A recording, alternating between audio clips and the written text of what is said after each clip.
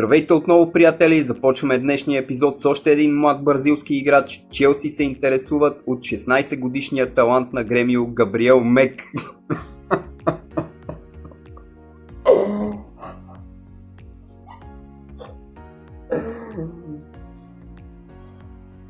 Мек на 16 години.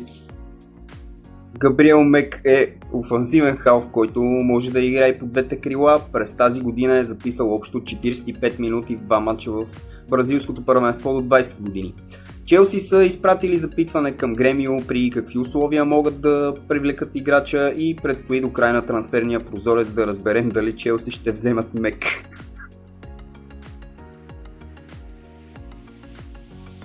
Извънредни новини около Манчестър Юнайтед. Централният защитник на Лил Лени Йоро пътува към Англия за медицински тестове с червените дяволи.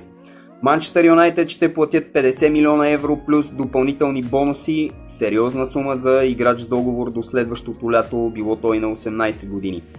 Реал Мадрид се надяваха да изкушат французина и дори да го привлекат като свободен агент през следващото лято, но очевидно Лени Йоро е избрал Манчестър Юнайтед.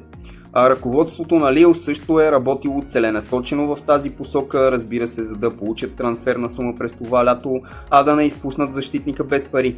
Лени Йоро е смятан за един от най-перспективните млади защитници в света, младежки национал на Франция с 32 мача за Лил в Лига 1 през миналия сезон. Ние преминаваме към Алваро Мората, който ще премине много скоро в Милан. Русонерите ще платят откупната клауза в договора му на стойност 30 милиона евро. Припомням ви, че Милан търсят заместник на Оливие Жиру и след като не успяха да привлекат Джошуа Зиркзе, който отиде в Манчестър Юнайтед, очевидно сега са се насочили към Алваро Мората. Той изведе Испания до титлата на Евро 2024 с капитанската лента и се очаква в следващите 24 часа да пътува до Италия за медицинските тестове и да парафира договор с Милан. Килиан Мбапе няма да бъде част от турнето на Реал Мадрид в Съединените щати. Отбора заминава на 28 юли и Мбапе е изразил готовност да пътува с новите си съотборници, но ръководните фактори са му дали по-дълга почивка след европейското първенство и се надяват през това време футболиста да се възстанови напълно от счупването на носа, което получи. Така, в крайна сметка, Мбапе ще се присъедини към Реал Мадрид на клубната база на 7 август. Ние продължаваме с една новина, която най-вероятно вече всички сте прочели. Гарет Саутгейт вече не е треньор на Англия. Той подаде оставка вчера по обяд и напуска поста на трите лъва след 8 години начало на отбора.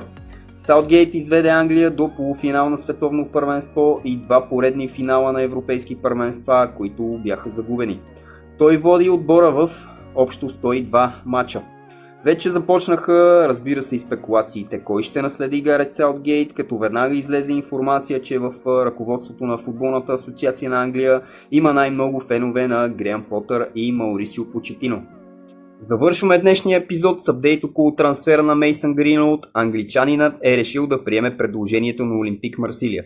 Освен трансферната сума, която французите ще платят, Манчестър Юнайтед ще получат и 50% от евентуалната чиста печалба на Олимпик Марсилия при следващ трансфер на Мейсън Гринвуд за в бъдеще. Припомням ви, че англичанина направи отличен сезон под наем в Хетафе и дори беше избран за играч на сезона в клуба.